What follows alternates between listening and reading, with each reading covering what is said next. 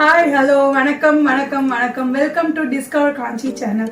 நான் உங்கள் சுபிதா ரமேஷ். இன்னைக்கு நம்ம இந்த வீடியோவில் என்ன பார்க்க போகிறோம்னா டேஸ்டியான சீசி ஆலு பரோட்டா தான் பார்க்க போகிறோம். ஸோ இது வந்து பசங்களுக்குலாம் ரொம்ப ரொம்ப பிடிக்குங்க, ரொம்ப ரொம்ப டேஸ்ட்டாக இருக்குது. இதில் என்னென்னா சீசி ஆலு பரோட்டாவில் அந்த பரோட்டாவை விற்கும் போது சீஸ் அப்படியே வரும் பார்த்தீங்கன்னா, அதுதான் பசங்களுக்குலாம் ரொம்ப ரொம்ப பிடிக்கும். ஸோ அது எப்படி பண்ணுறதுன்னு தான் இந்த வீடியோவில் பார்க்க போகிறோம்.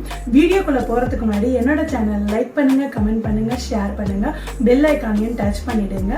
வீடியோவை ஃபுல்லாக பாருங்கள். வாங்க வீடியோக்குள்ளே போகலாம்.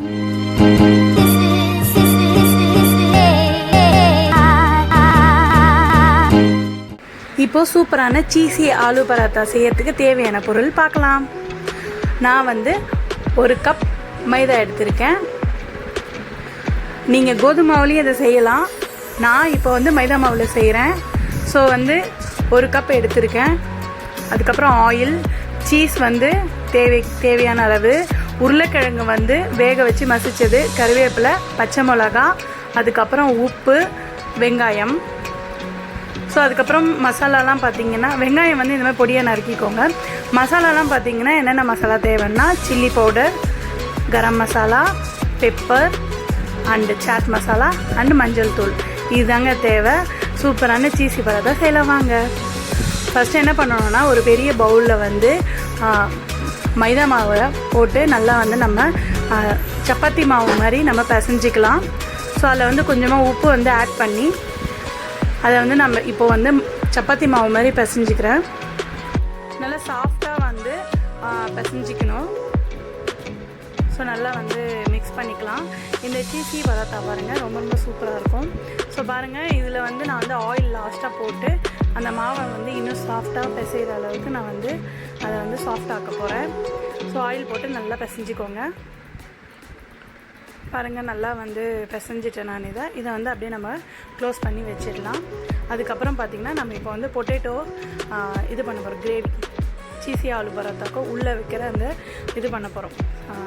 இப்போ ஆயில் வந்து ஒரு 3 டேபிள் ஸ்பூன் ஊற்றிருக்கேன். அதில் வந்து நான் வந்து சில்லி ஃபஸ்ட்டு போட்டுக்கிறேன். சில்லி வந்து கொஞ்சம் நல்லா வந்து லைட்டாக வந்து ஃப்ரை ஆன பிறகு கறி லீவ்ஸ் போட்டுக்கிறேன், கறிவேப்பிலை அதை போட்டு லைட்டாக வந்து ஃப்ரை ஆகிட்ட பிறகு அதுக்கப்புறம் ஆனியன் போட்டுக்கிறேன். ஸோ இதில் நீங்கள் வந்து என்னென்ன போட்டுக்கலாம், வந்து கேரட் போட்டுக்கலாம், அந்த மாதிரி ஏதாவது கூட நீங்கள் சேர்த்துக்கலாம். ஸோ நான் வந்து சிம்பிளாக வந்து வெங்காயம் மட்டும் போட்டு பண்ணுறேன்.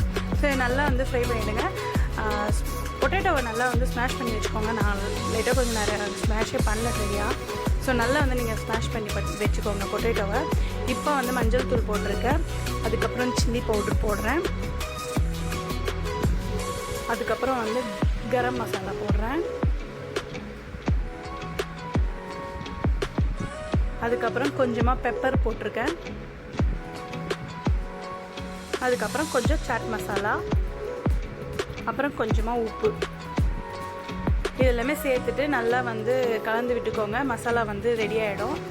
பொட்டேட்டோ மசாலா வந்து ரெடி ஆகிடும். நல்லா வந்து மிக்ஸ் பண்ணி விட்டுக்கோங்க. ஆனால் முக்கியமாக வந்து பொட்டேட்டோவை நல்லா ஸ்மாஷ் பண்ணிவிடுங்க. ஏன்னா வந்து நானே வந்து சரியாக ஸ்மாஷ் பண்ணல. ஸோ அப்போ சப்பாத்திக்குள்ளே வைக்கும்போது சரியாகவே செய்ய வராது.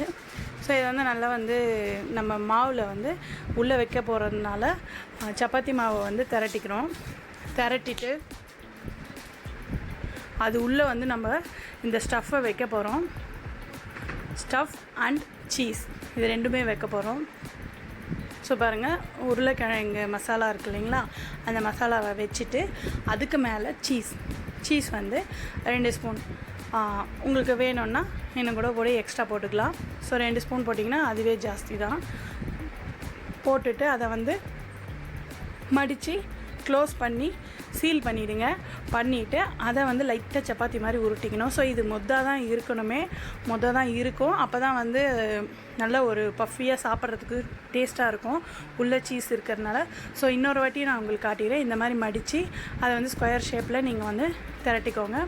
ஸோ இதை வந்து திரட்டிட்டு பாருங்கள், அந்த உருளைக்கிழங்கு மசியாததுனால எனக்கே கொஞ்சம் லைட்டாக வந்து கொஞ்சம் வந்துடுச்சு. ஸோ வந்து அந்த மாதிரி வராத மாதிரி நீங்கள் பண்ணிவிடுங்க. ஸோ இதை வந்து பேனில் போட்டு சுட்டு எடுத்துடணும்.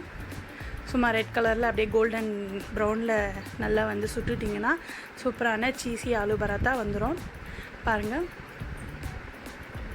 இதுக்குள்ளே அப்படியே சீஸ் மெல்ட் ஆகி ரொம்ப சூப்பராக இருக்கும். ஸோ இன்னொன்றும் வந்து நான் உங்களுக்கு போட்டு காட்டுறேன் பாருங்கள்.